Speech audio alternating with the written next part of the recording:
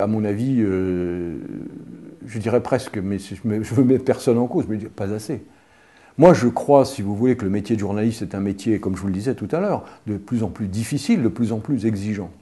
Donc il ne suffit pas pour faire ce métier d'être un bon praticien, hein, de savoir faire un montage, de savoir faire une interview, on y arrive finalement assez vite, de savoir mettre en forme 2-3 idées.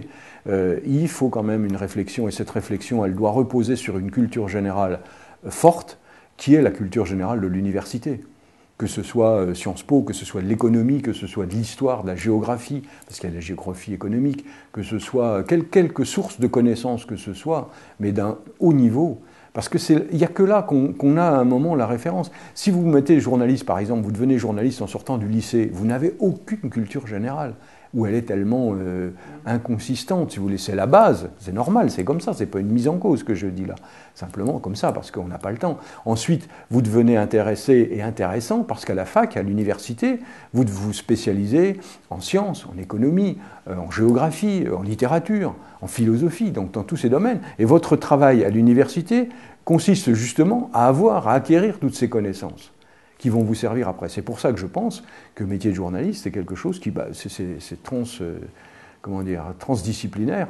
Et il faut que, à mon avis, il n'y a que l'université, et l'université exigeante, qui peut contribuer à apporter.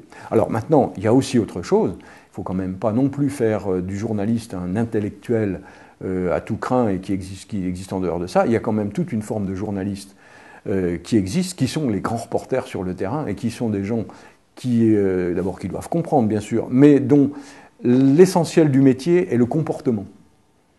C'est-à-dire que c'est des gens qui sont capables d'aller sur les zones chaudes, sur les zones à risque, qui sont capables d'avoir un contact facile avec la population, c'est-à-dire des gens qui ne sont pas des employés de bureau, hein, ça c'est sûr.